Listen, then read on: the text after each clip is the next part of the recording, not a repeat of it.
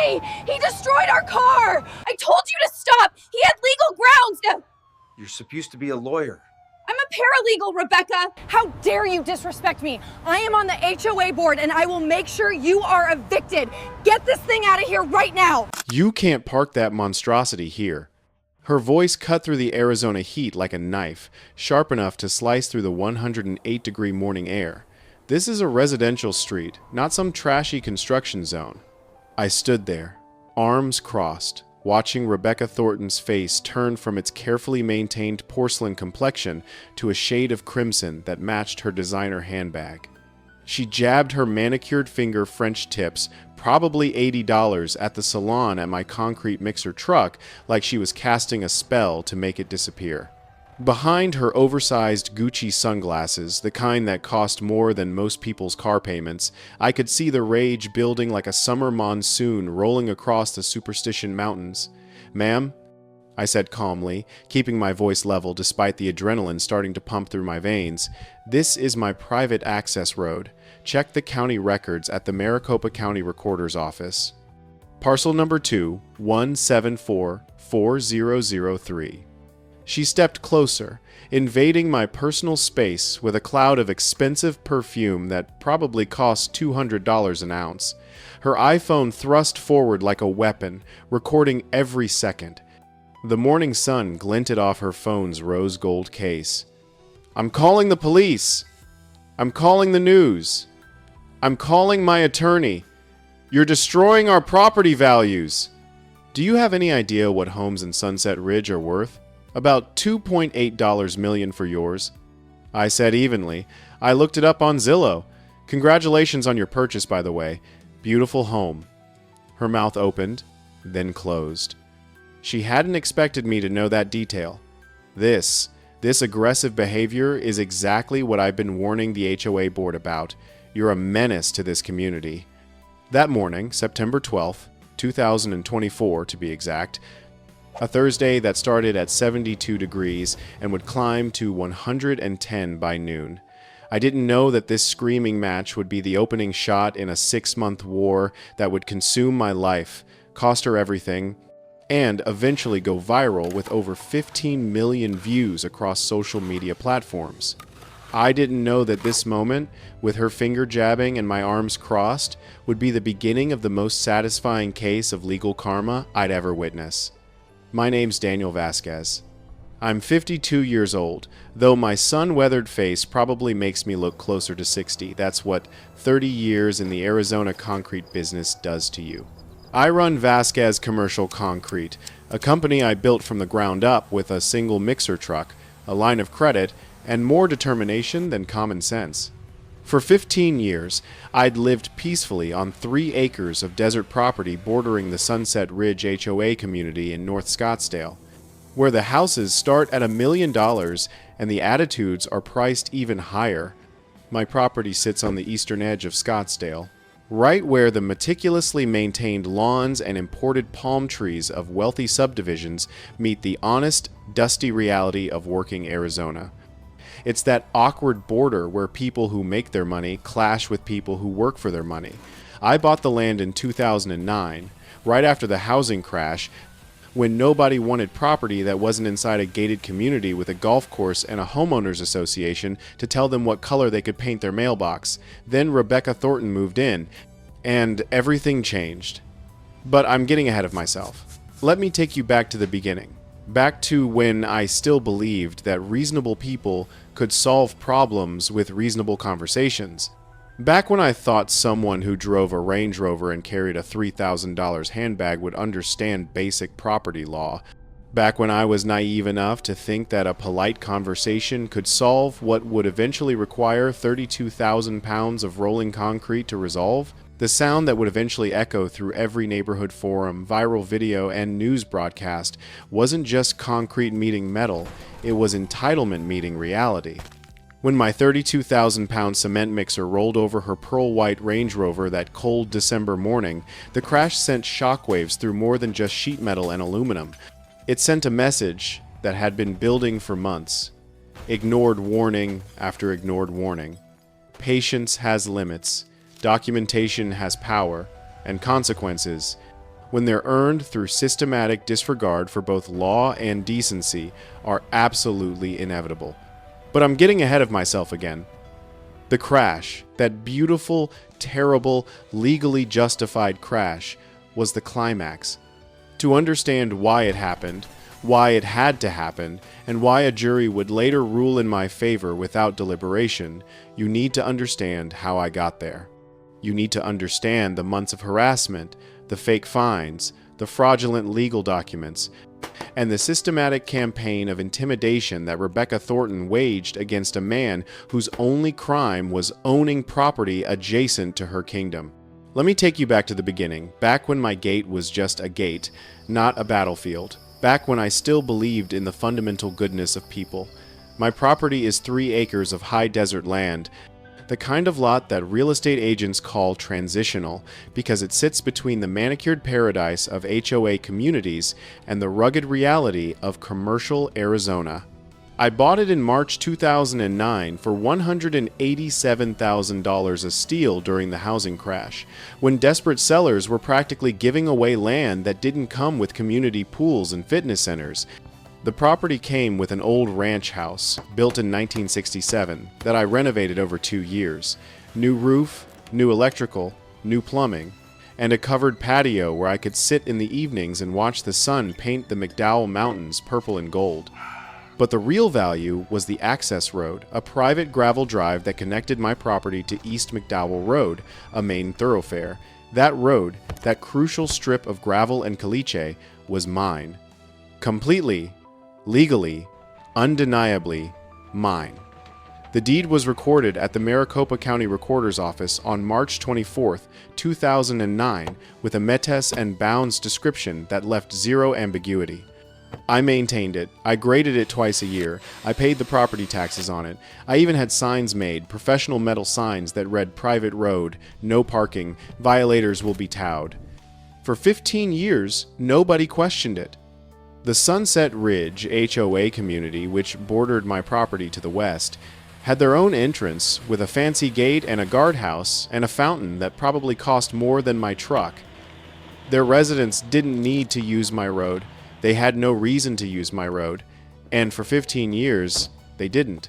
The neighborhood was mostly retired snowbirds who spent summers in Colorado and winters playing golf in Arizona, plus some young executive families who worked in downtown Phoenix and drove German cars. They were polite when we crossed paths at the gas station. Some of them ordered decorative concrete work from me, stamped patios, colored driveways, decorative walkways. I gave them the neighbor discount, they paid on time, and we coexisted peacefully in that quiet way that good neighbors do. My business grew steadily during those years. Vasquez Commercial Concrete started with me, 1 truck, and a lot of hustle. By 2024, I had 4 concrete mixer trucks, 6 employees, and contracts with some of the biggest developers in the Phoenix metropolitan area. We specialized in commercial work, parking structures, warehouse floors, the unglamorous but essential foundations that keep buildings standing in 115-degree heat. My trucks were loud, sure. They were big and diesel-powered and not particularly pretty. But they only operated during business hours. They only used my private access road. And they never, not once in 15 years, caused a problem for the Sunset Ridge community. I was a good neighbor.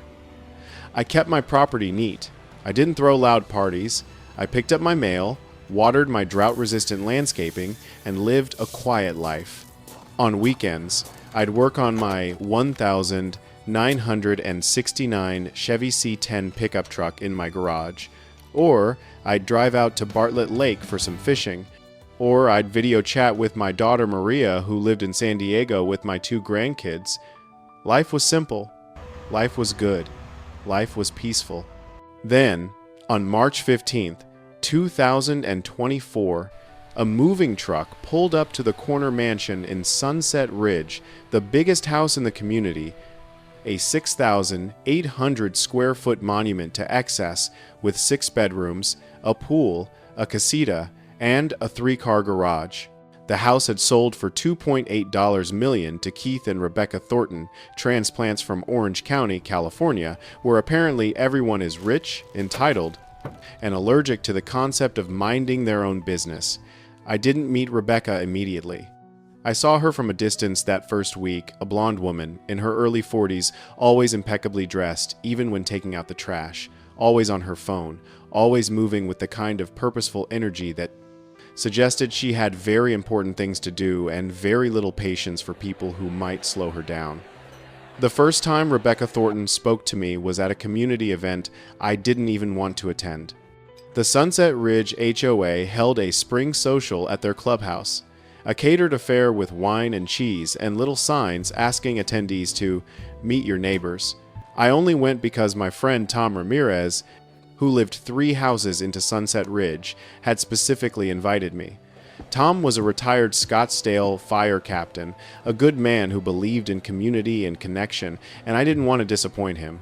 I showed up in clean jeans and a polo shirt, feeling immediately underdressed among the golf attire and resort casual outfits.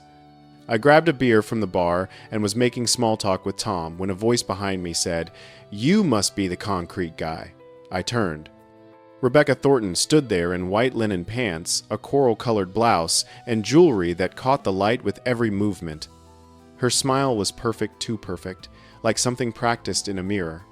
"Daniel Vasquez," I said, extending my hand. "I run Vasquez Commercial Concrete." She shook my hand limply, as if touching something slightly distasteful. "Rebecca Thornton, I just moved into the estates section. I'm the new vice president of the HOA board." "Congratulations," I said, though I couldn't imagine why anyone would want that particular headache. "I've been reviewing our community boundaries and bylaws," she continued, not bothering with small talk. "And I noticed your property sits adjacent to ours. Your trucks use the access road near our community entrance, correct? That's my private road," I said. "It connects my property to McDowell Road, has for 15 years. Her smile tightened. "Yes, well, we'll need to discuss the aesthetic impact. Several residents have expressed concern about commercial vehicles in what's supposed to be a residential area. My trucks don't enter your community," I said carefully. "They use my private road on my property. Perception is important in real estate," she said, her tone suggesting I was missing something obvious. "We're all invested in maintaining property values here. I'm sure you understand." Tom, bless him, tried to change the subject. "Rebecca, have you tried the bruschetta? It's fantastic." But Rebecca wasn't done. "Mr. Vasquez, I think we should schedule a meeting with the board to discuss some accommodations that might work for everyone." "Accommodations for what?" I asked. "Well, perhaps adjusted operating hours, restricted routes, a more community-sensitive approach to your business operations." I felt something cold settle in my stomach. "Ma'am, with all respect, my business operations are on my private property. The HOA doesn't have jurisdiction over my land." Her smile vanished completely. "We'll see about that." Then she turned and walked away, leaving me standing there with a beer in my hand and a very bad feeling in my gut. Tom grimaced. "She's been like that with everyone. Already sent violation notices to 3 homeowners for plants she doesn't like. She knows she can't tell me what to do on my own property, right?" "I don't think Rebecca recognizes limits," Tom said quietly. "Just document everything if she starts causing problems." That conversation happened on March 23rd, 2024, 8 days after she moved in. It would be exactly 3 weeks before she parked in front of my gate for the first time. The first time Rebecca Thornton parked in front of my gate, I genuinely thought it was an honest mistake. It was April 14th, 2024, a Thursday afternoon when the temperature had already hit 95 degrees by 3 p.m. I was returning from a job site in Tempe, a warehouse floor pour that had gone perfectly, my crew finishing an hour ahead of schedule, and I was looking forward to a cold beer and maybe fixing that squeaky hinge on my garage door. As I turned onto my access road, I saw it immediately. A pearl white Range Rover autobiography, probably $120,000 worth of British luxury engineering, parked directly in front of my iron gate, not off to the side where it might be considered inconsiderate but forgivable. not at an angle that suggested someone had pulled over in an emergency. Dead center. Perfectly positioned to block the entrance completely, as if the driver had carefully measured to ensure maximum obstruction. I honked once, a polite tap on the horn, the kind that says, "Excuse me, I need to get through."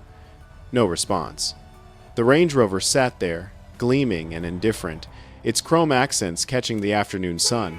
I waited 30 seconds, I actually counted, and honked again, longer this time. Still nothing. I put my truck in park, killed the engine, and got out. The heat hit me like walking into an oven. I could feel sweat starting to form under my shirt as I walked toward the Range Rover, my boots crunching on the gravel. The vehicle was immaculate, not a speck of dust on the white paint, the windows tinted dark enough that I couldn't see inside. The license plate frame read, "Boss Lady," in elegant script. I was about to pull out my phone to call the local towing company when I saw her. A woman came jogging down the sidewalk from the direction of the Sunset Ridge clubhouse, moving with the easy rhythm of someone who ran 5 miles before breakfast and thought nothing of it. She wore black Lululemon leggings that probably cost $140, a neon pink athletic top, white Nike running shoes that looked fresh out of the box, and had wireless earbuds in both ears. Her blonde hair was pulled back in a perfect ponytail that didn't move despite the jogging. "Excuse me," I called out, raising my hand. "Is this your vehicle?" She pulled out one earbud, barely slowing her pace. For a moment, she looked at me with an expression of mild annoyance, as if I'd interrupted an important phone call rather than blocked my own driveway. "Yeah, it's mine. Just give me a minute. I'm doing my cooldown lap." I gestured to the heavy iron gate behind her Range Rover, trying to keep my voice friendly. "You're blocking my driveway. I need to get through." Her expression shifted immediately from mild annoyance to something sharper. Her eyes narrowed behind her designer sunglasses. Prada, I'd later learn, $450 a pair. "This is community access, isn't it? I checked the plat map online." "No, ma'am," I said, pointing to the nearest sign, which was mounted on a steel post about 15 feet away and clearly visible. "This is private property. That sign right there says private road. I own this access road.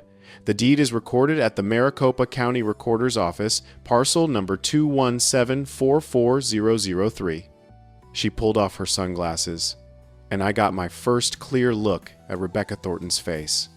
She was probably in her early 40s, with the kind of ageless beauty that comes from excellent genetics, expensive skincare, and possibly some very subtle cosmetic work. Her eyes were pale blue, almost ice-colored, and they studied me with the calculating look of someone assessing whether I was worth her time. "The HOA maintains this section," she said, not as a question, but as a statement of fact. "I've seen the budget reports. We allocated $12,000 for road maintenance this year. That's for the roads inside your community," I explained, forcing patience into my voice. "This road, the one your car is currently blocking, is not part of Sunset Ridge. It's my property. I maintain it. I grade it twice a year. I pay the taxes on it. It's been mine since 2009. She crossed her arms, and I noticed her Apple Watch, the Hermes edition, retail price around $1,500. Everything about Rebecca Thornton screamed money and the absolute certainty that money meant authority. "Well," she said slowly, "I'm sure we can sort this out at the next HOA board meeting. I'm vice president, you know. We can discuss the easement situation and come to an arrangement that works for everyone." "There's no easement," I said. "And there's nothing to arrange. This is my private property, and your car is trespassing on it." Her smile turned brittle. "Trespassing is a strong word, Mr. Vasquez. Daniel Vasquez. And yes, trespassing is the correct legal term for parking on someone's private property without permission. Well, Mr. Vasquez," she said, replacing her sunglasses and her earbud simultaneously, "I'm sure we'll get this little misunderstanding cleared up soon. I'll move my car when I finish my workout routine. I have a very strict cool-down schedule. My trainer says it's essential for muscle recovery. Ma'am, I need to get through now. I have work to do, and I have a workout to finish," she said, her voice taking on a sharp edge. The world doesn't revolve around your schedule, does it? She smiled a smile that held no warmth whatsoever. You know, being more neighborly might help with situations like this. Have you considered that? Before I could respond, she put her earbud back in, turned away, and jogged off toward the clubhouse, leaving her Range Rover exactly where it sat. I stood there in the afternoon heat, watching her disappear around a corner, feeling something I hadn't felt in years. Complete, utter disbelief at another human being's behavior. I checked my watch. 3:17 p.m. I pulled out my phone and took 3 photographs, one of her Range Rover blocking my gate, one of the private road sign clearly visible in the background, and one wider shot showing the position of her vehicle relative to my property. Then I called Southwest Towing. Southwest Towing, this is Monica. Hi Monica, this is Daniel Vasquez. I need a vehicle towed from my private property. It's blocking my entrance gate. There was a pause, the sound of keyboard clicking. Okay, Mr. Vasquez. Can you confirm the vehicle is on your private property and you're the property owner? Yes, I own the access road, and someone parked right in front of my gate. I've asked them to move, and they refused. Is the driver present? No. She walked away. More clicking. Okay. And is this property part of an HOA or community association? I felt a warning tingle. No. The vehicle's owner claims it is, but it's not. This is my private land. Here's the thing, Monica said, her voice sympathetic but firm. If the vehicle owner is claiming HOA jurisdiction, we need clear documentation before we can tow. Otherwise, we could be liable if she disputes the tow. Do you have the deed handy? Property survey? Anything that proves definitively that this is your private property? I have the deed, but it's in my filing cabinet at home, which I can't get to, because her car is blocking my gate. I understand the frustration, sir, but legally we need that documentation. Can you email or fax it to us? I pinched the bridge of my nose, feeling a headache starting. How long will that take? Once we have the documentation, probably 3 to 4 hours for a truck to get out there. We're running pretty full today. 3 to 4 hours. I'm sorry, Mr. Vasquez. That's the best we can do. I thanked her and hung up. Then, I did something I almost never do. I sat down on the running board of my truck and just waited. I wasn't angry, yet anger would come later. At that moment, I was just stunned. Stunned that someone could be so casually, deliberately obstructive. Stunned that she'd heard me explain that this was private property and simply didn't care. Stunned that a grown woman would park her $120,000 vehicle across someone's driveway and then walk away to finish her cool-down lap. I waited there for 93 minutes. I know because I checked my phone obsessively, watching the minutes crawl by, watching the temperature gauge climb to 97, then 98, then finally touch 100 degrees. I drank 2 bottles of water from the cooler in my truck bed. I answered 3 work emails. I listened to a podcast about the history of concrete. Yes, that's a thing. And yes, it's fascinating if you're in the business. And I waited. Rebecca finally returned at 4:50 p.m. She came walking down the sidewalk, not jogging this time, looking fresh as a daisy, carrying a large Starbucks cup with what appeared to be some kind of iced coffee drink. Her hair was still perfect. Her makeup hadn't smudged. She looked like someone who'd spent the afternoon at a spa, not someone who'd left a man sitting in 100-degree heat because she couldn't be bothered to move her car. "Oh," she said when she saw me, as if surprised I was still there. "You're still here." I stood up slowly, feeling every one of my 52 years in my knees. "You said you'd move your car when you finished your workout." "I did finish it," she said, pulling out her key fob. "Over an hour ago. Then I had a smoothie and caught up with some friends. You know how it is." She clicked the button, and the Range Rover chirped, its lights flashing twice. "You cost me 93 minutes of work today," I said, trying to keep my voice even. That's time I could have spent on job estimates, equipment maintenance, or actually getting into my property. She opened the driver's door and tossed her Starbucks cup into the center console. Well, maybe if you'd been more cooperative about discussing the access road situation with the HOA, we wouldn't have these little conflicts. Little conflicts? You parked on my private property. Oh, don't be so dramatic, she said, sliding into her leather seat. It's just a parking spot. We're all neighbors here. She started the engine it purred to life with that distinctive Range Rover growl and adjusted her rearview mirror, taking her time. Then she looked at me through the open window and smiled. You really should consider being more flexible, Daniel. It'll make your life so much easier. Then she put the Range Rover in reverse, backed up just enough to clear my gate, and drove off, leaving me standing in a cloud of dust and exhaust, holding photographs of her trespassing and a very clear understanding that this was not, in any way, over. That night, I sat at my kitchen table with my laptop and started a new folder. I labeled it Property Documentation, Thornton Issue, and saved the 3 photographs I'd taken, along with screenshots showing the timestamp. Then I pulled up the Maricopa County Assessor's website and downloaded a copy of my property deed, the survey map, and the tax records showing I'd been paying property taxes on that access road for 15 years. I didn't know it then, but that folder would eventually contain 247 separate documents, photographs, videos, and pieces of evidence. I didn't know that those 3 photographs would be the first entries in a 6-month campaign of harassment that would cost me thousands of dollars, dozens of lost work hours, and eventually require the intervention of law enforcement, an attorney, and 1 very large concrete mixer truck. All I knew that night was that Rebecca Thornton had made a choice. She'd chosen to ignore my property rights, dismiss my polite request, and demonstrate that she believed the rules simply didn't apply to her. And I'd made a choice too. I was going to document everything, every single thing. The next day, I found an official-looking letter wedged in my gate latch. HOA letterhead, gold embossed seal, Rebecca's signature swooping across the bottom like calligraphy. The notice of violation claimed my gate restricted community access to shared infrastructure and demanded I pay a $400 fine within 14 days or face legal action. I actually laughed out loud.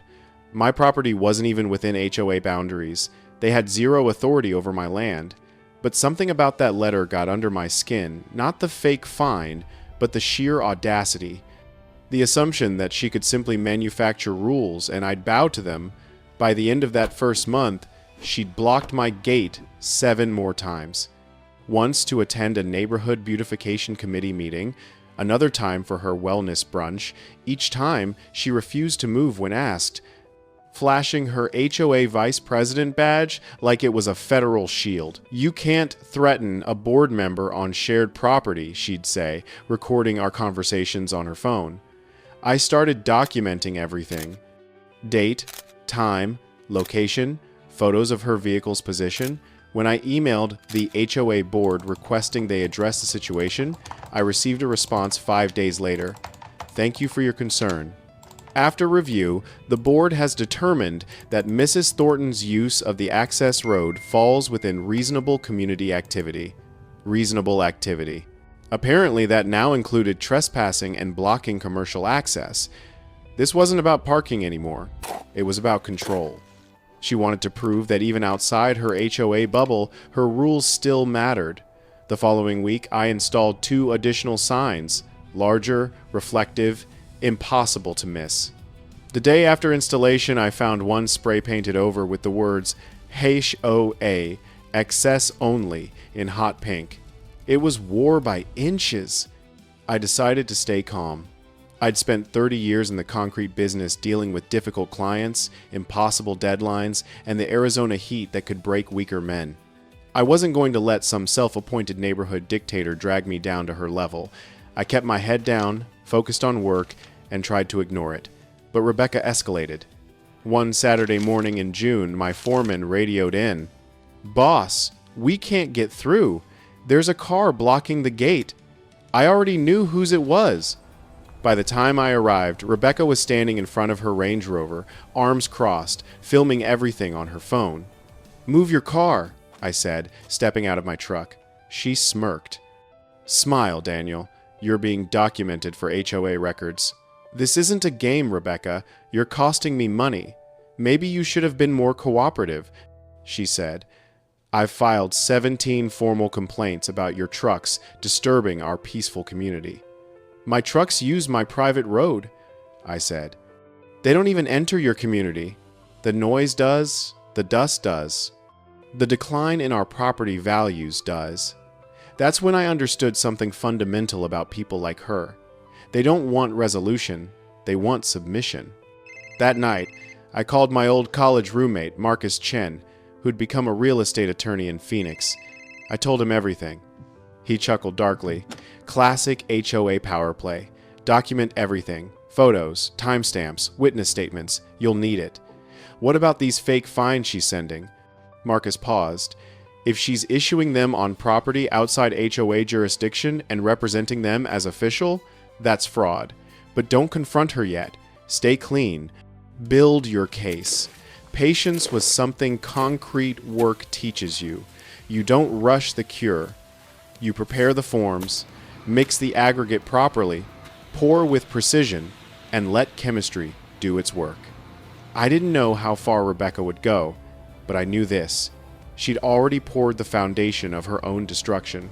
She just didn't know it was setting yet. By July, dealing with Rebecca had become a second full-time job. Every time I thought she'd reached peak audacity, she found a new level. She started parking not just in front of my gate, but at angles that made it impossible for my concrete mixer trucks to maneuver around her. Her Range Rover would sit there, gleaming and obstinate, sometimes for hours. When I confronted her, she'd pull out her phone, start recording, and recite prepared statements. This harassment must stop. As HOA Vice President, I have a duty to protect our community from aggressive commercial intrusion. After I installed my 2 new reflective signs, I found them defaced within 48 hours. Not just spray painted this time, someone had poured concrete mix over one sign and let it harden, completely obscuring the words. The symbolism wasn't lost on me. I filed a police report. The officer who responded was sympathetic, but blunt. Mr. Vasquez, this is technically vandalism, but without witnesses or camera footage, it's hard to prosecute. Have you considered installing security cameras? I had. The next day, I contacted a security company and had 3 high-definition cameras installed covering my gate, the access road, and the property line. Each camera stamped video with date and time, uploaded automatically to cloud storage. If Rebecca wanted to play games, I'd make sure every move was recorded in 4K. The real breaking point came in August. I'd landed a major contract with a luxury resort developer, a $180,000 job requiring multiple concrete pours over 6 weeks. The timeline was tight, the specifications exact, and the penalty for delays was brutal, $2,000 per day. My crew scheduled the first pour for August 12th at 6 a.m. We needed to start early to beat the Arizona heat, which regularly hit 110 degrees Fahrenheit by midday. I sent my crew ahead while I finalized paperwork at my office. At 5:50 a.m., my foreman Carlos called, "Boss, we've got a problem. That white Range Rover is back. It's blocking the gate completely." My stomach dropped. "You've got to be kidding me." "No, sir." "And there's no one around." I drove there immediately, arriving at 6:15 a.m.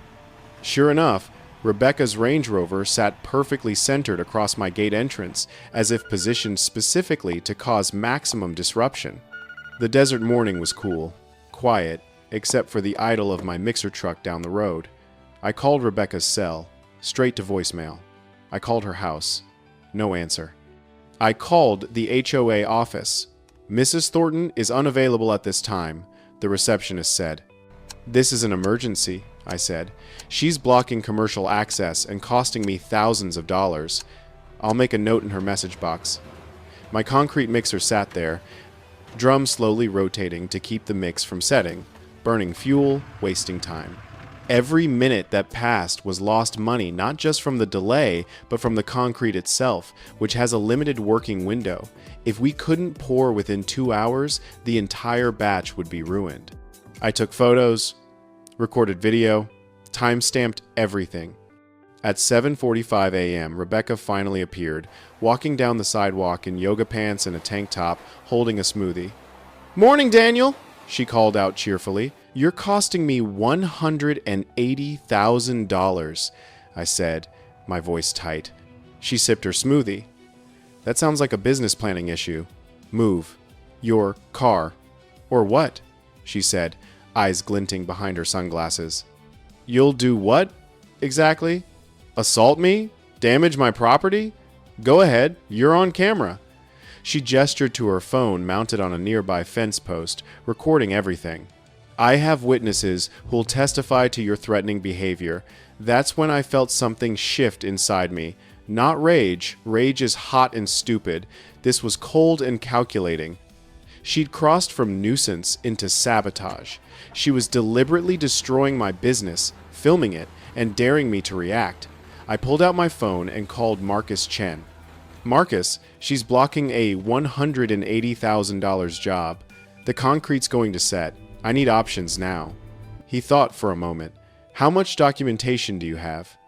6 months worth. Photos, videos, police reports, everything. "Then it's time," he said. "File for a restraining order and an injunction. But Daniel, don't touch her car. Don't even get close. The moment you do, you're the bad guy. Understood." I turned to Rebecca. "I'm filing a restraining order this afternoon. You're trespassing on private property, causing economic harm, and engaging in harassment. My attorney will be in touch."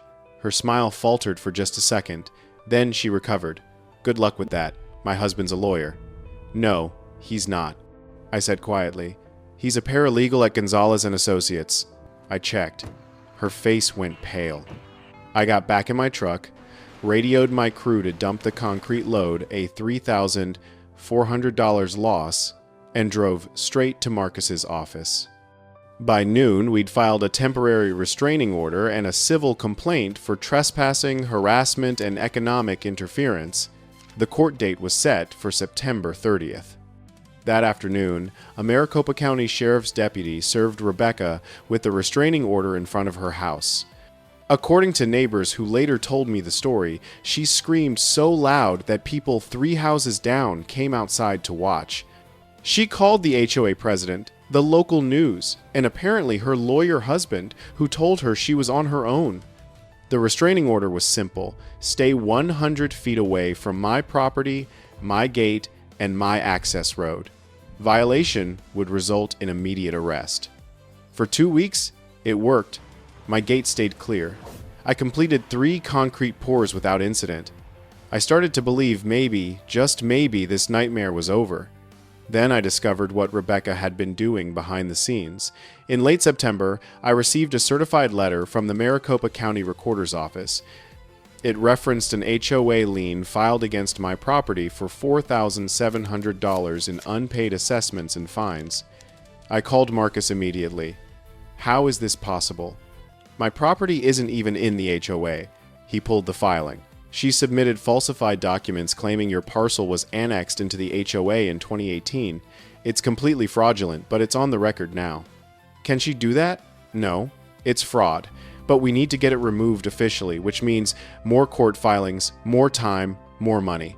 I stared at the letter, feeling the weight of months of harassment crystallize into pure cold certainty.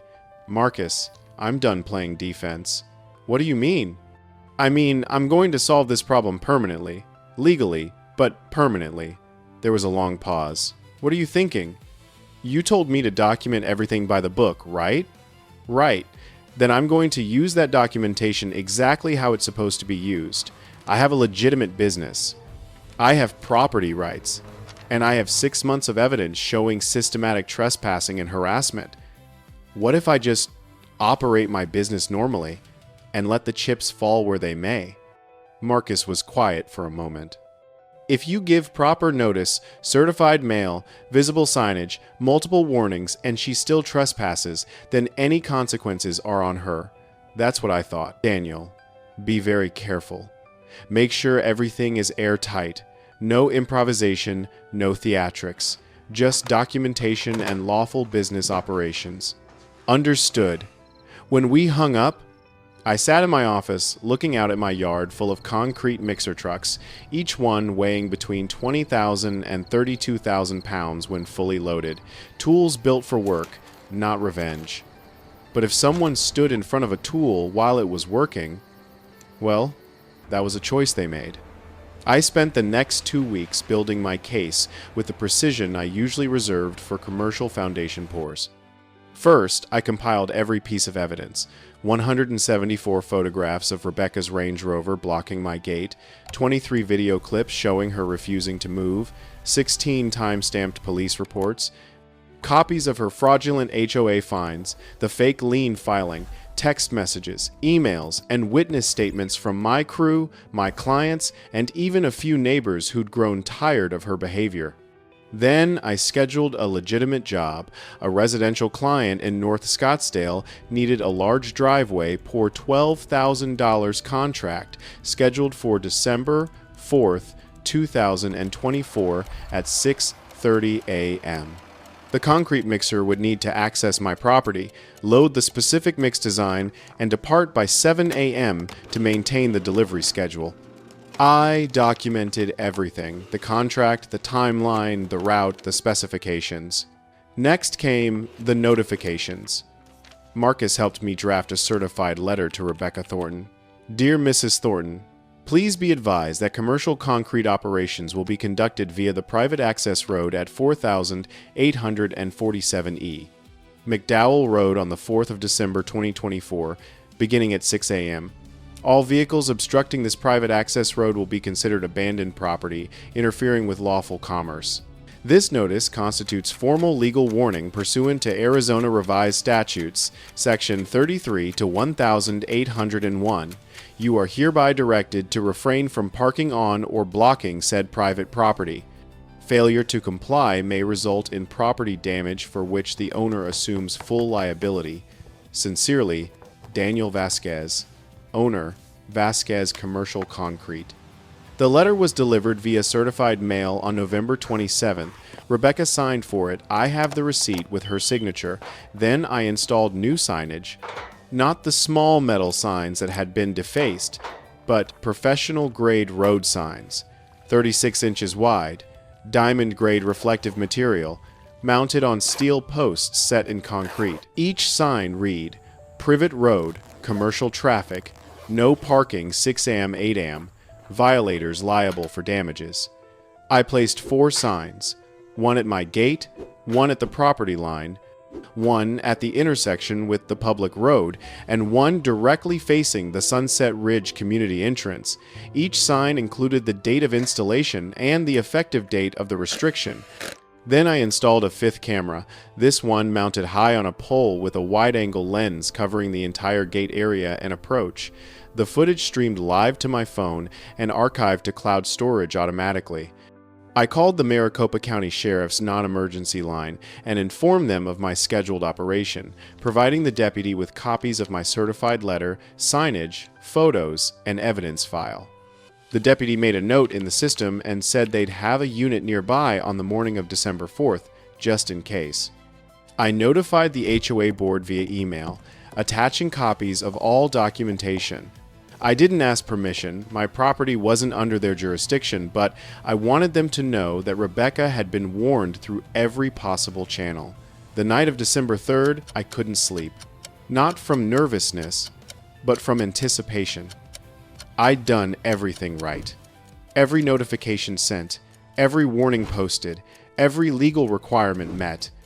If Rebecca parked in front of my gate tomorrow morning, it would be a conscious choice made with full knowledge of the consequences.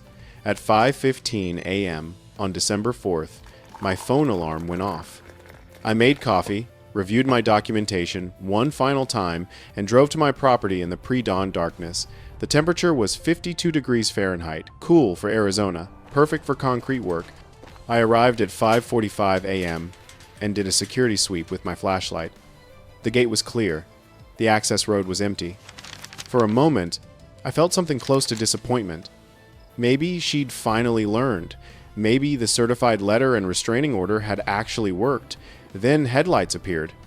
At 5:52 a.m., Rebecca's white Range Rover pulled up to my gate and parked directly in front of it, not on the shoulder, not at an angle, but perfectly centered across the entrance. She got out, walked around to the front of her vehicle, and stood there with her arms crossed, staring directly at my security camera.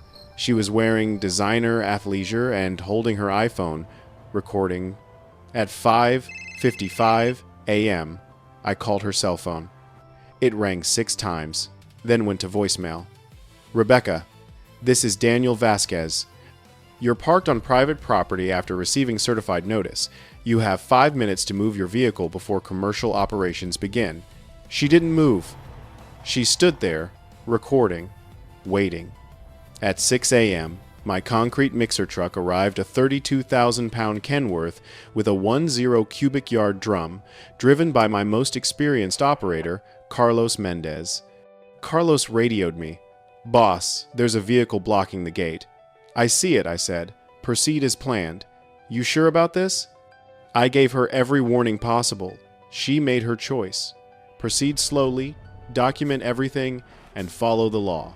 The concrete mixer's engine rumbled as Carlos put it in gear and began rolling forward, air brakes hissing. The truck moved at walking speed, deliberate and unstoppable. Rebecca's expression changed. I could see it on my phone screen streaming from the camera. Her confidence flickered. She raised her phone higher, recording everything, but she didn't move her Range Rover. At 6:04 a.m., the concrete mixer's front bumper made contact with the Range Rover's rear bumper. The impact was gentle at first, just steel touching steel. Carlos maintained steady pressure, and the Range Rover began to slide forward on the gravel. Then the physics took over. 32,000 pounds of loaded truck versus 5,000 pounds of luxury SUV. The Range Rover's rear suspension compressed, then buckled. The bumper crumpled like aluminum foil. The tailgate folded inward with a sound like a massive drum being crushed. Glass shattered first, the rear window, then the side windows, safety glass exploding into crystalline clouds. The rear axle broke with a sound like a gunshot. Rebecca screamed. It wasn't just surprise, it was the sound of someone watching their symbol of status and power being destroyed in real time. She ran toward the truck, waving her arms, phone still recording, screaming words I couldn't make out over the diesel engine. Carlos stopped the truck. The Range Rover sat at a 20-degree angle, rear end completely destroyed, frame twisted, fluids leaking onto the gravel. The white paint was now streaked with scratches, the pearl finish shattered like her authority. I walked over calmly, phone in hand, still recording. "Rebecca, I warned you, multiple times. You chose to park on private property during scheduled commercial operations after receiving certified notice. Any damage to your vehicle is your responsibility." She was crying now, mascara running, voice hoarse. "You can't do this. You destroyed my car. I'll sue you. I'll have you arrested." You'll what?" I said quietly. "You were trespassing on private property after repeated warnings. You were served a restraining order. You were sent certified notice. Every sign is posted. Every law was followed. You did this to yourself." A Maricopa County Sheriff's deputy arrived at 6:12 a.m. Deputy Ramirez, who'd responded to several of my previous complaints. He walked over, looked at the destroyed Range Rover, looked at Rebecca's tear-stained face, then looked at me. "Mr. Vasquez, can I see your documentation?" I handed him my phone, which had the entire evidence file organized: certified letter receipt, signage, photos, restraining order, video footage from that morning, and the scheduled work contract. He scrolled through everything silently. Rebecca was screaming at him now. "Arrest him. He destroyed my property. This is assault with a deadly weapon." Deputy Ramirez held up his hand. "Ma'am, please calm down." He turned to me. "Sir, you provided proper legal notice?" "Yes, sir. Certified mail, signed for on November 27th. +4 posted signs with clear warnings." "And this is your private property?" "Yes, sir. Deed recorded, taxes paid. The survey shows the access road is entirely on my parcel." He nodded slowly. "Ma'am, he said to Rebecca. You were parked on private property after receiving notice. Mr. Vasquez has documentation showing he warned you multiple times. This is a civil matter regarding property damage, but from what I can see, you were trespassing. I'm HOA Vice President, she shrieked. This road is under HOA jurisdiction. No, ma'am, Deputy Ramirez said patiently. I've reviewed this property dispute before. The access road is private property. The HOA has no authority here. Rebecca's face went from red to white. But I have rights. Yes, ma'am. And so does Mr. Vasquez. He has the right to operate his business on his property. You chose to obstruct that business after being warned. He turned to me. Mr. Vasquez, I'll need to file a report. You'll probably want to contact your attorney. Already done, I said. My attorney is on his way. Rebecca pulled out her phone with shaking hands and called someone, probably her husband. The conversation was brief and brutal. Keith? Keith! He destroyed the Range Rover. What do you mean you told me? What do you mean you warned me? Get here now! She hung up and slumped against the fence, sobbing. By 6:30 a.m., a crowd had gathered. Neighbors from Sunset Ridge, drawn by the noise, stood at the property line filming on their phones. Some looked shocked. Others looked satisfied. A few were openly smiling. Marcus Chen arrived at 6:45 a.m., briefcase in hand, looking like a lawyer ready for trial. He reviewed the scene, reviewed my documentation, and said to Deputy Ramirez, Officer, my client operated his legitimate business on his private property after providing extensive notice. Mrs. Thornton chose to trespass despite a restraining order, certified warnings, and posted signage. Any damage to her vehicle is the direct result of her unlawful actions. Deputy Ramirez nodded. That's consistent with what I'm seeing here. Rebecca's husband, Keith, arrived at 7 a.m., still in his work clothes, from an overnight shift. He took one look at the destroyed Range Rover and said, Rebecca, what did you do? What did I do? She screamed. He attacked me. He destroyed our car. Keith walked over to Deputy Ramirez. Officer, I'm her husband. Can you tell me what happened? The deputy explained. Certified notice, restraining order, trespassing, commercial operations on private property. Keith's face went through several expressions: confusion, disbelief, anger, then resignation. He turned to Rebecca. I told you to stop. I told you a month ago to drop this. I told you he had legal grounds. You're supposed to be a lawyer. I'm a paralegal, Rebecca, and even I knew you couldn't win this. The destroyed Range Rover sat there like a monument to arrogance, rear end crushed, fluids pooling, emergency flashers somehow still blinking weakly. Rebecca called her insurance company from the scene, screaming about malicious destruction and demanding immediate coverage. I could hear the insurance adjuster's voice through her phone, calm and professional. Ma'am, I'll need to see the police report and any evidence of fault. If you were trespassing on private property after being warned, your claim may be denied under the negligence clause. By 8 a.m., 3 local news vans had arrived, cameras rolling, reporters interviewing neighbors.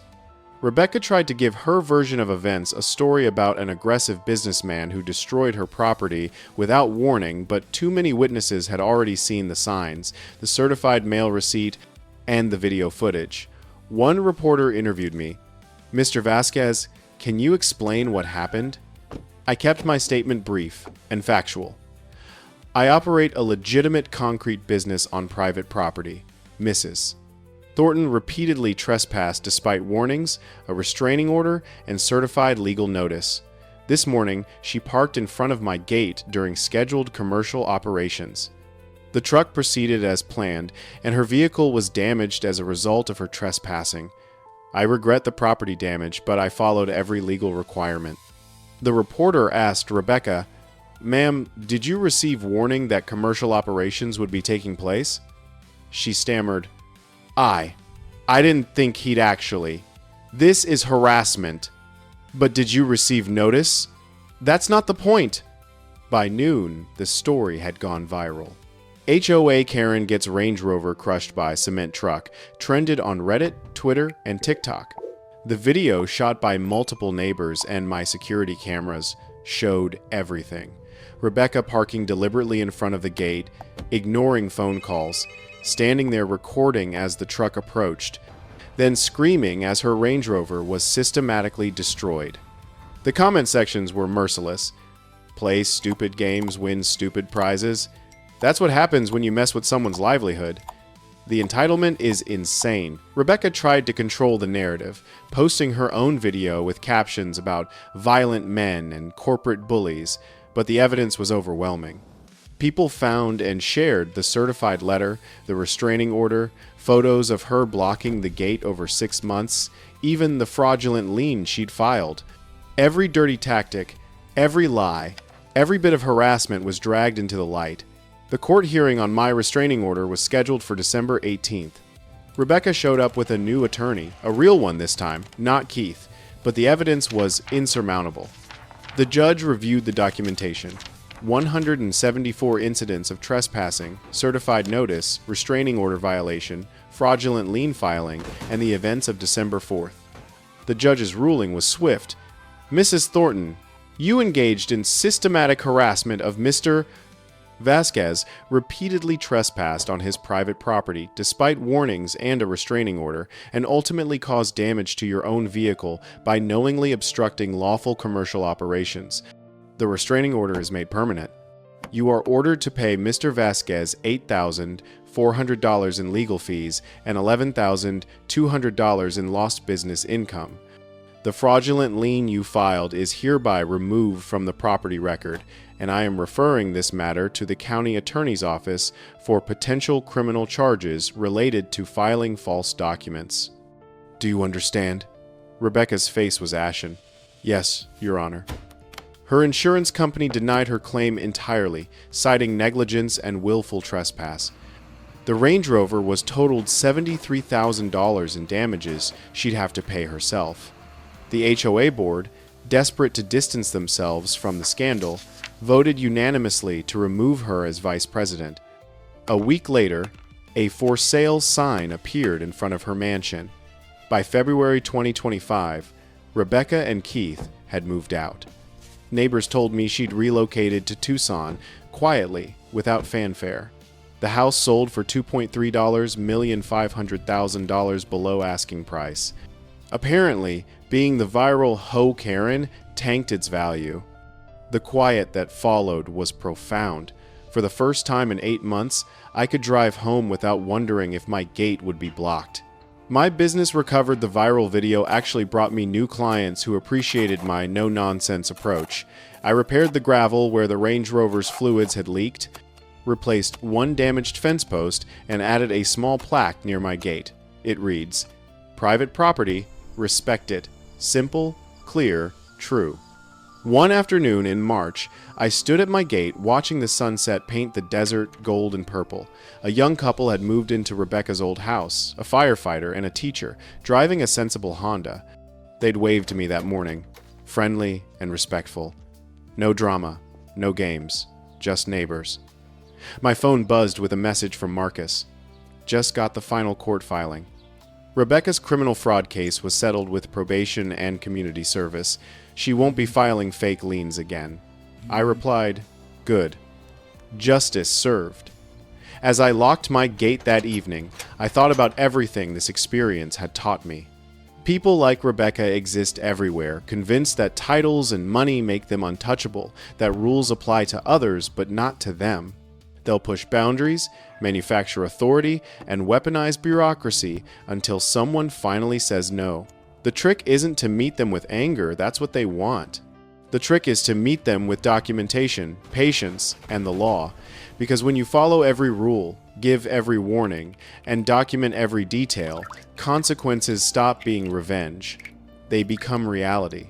That crushed Range Rover wasn't destroyed by my concrete truck. It was destroyed by 6 months of arrogance, entitlement, and the belief that warnings don't apply to important people. The truck was just the final equation. 32,000 pounds of legitimate business meeting, 5,000 pounds of trespassing, ego. Physics doesn't care about your HOA title. Gravity doesn't respect your property values. And justice real justice, doesn't arrive with drama. It arrives with paperwork, timestamps, and the quiet satisfaction of watching someone learn that consequences are real. If there's one lesson I hope people take from this story, it's this. When someone crosses your boundaries, don't fight them in the mud. Build your case in stone. Document everything. Follow every law. Give every warning. Then, when they ignore it all, as people like Rebecca always do, let their own choices do the rest. Because the sweetest sound isn't metal crumpling. It's the silence that follows when entitlement finally meets reality, and reality doesn't blink. So, if you're dealing with your own HOA nightmare, your own Rebecca, your own battle against someone who thinks rules don't apply to them, remember this: patience isn't weakness. Documentation isn't paranoia, and consequences, when they're earned through months of ignored warnings, aren't revenge. They're just math. Cold, undeniable, and perfectly legal math. And sometimes, that math weighs 32,000 pounds and runs on diesel. The end.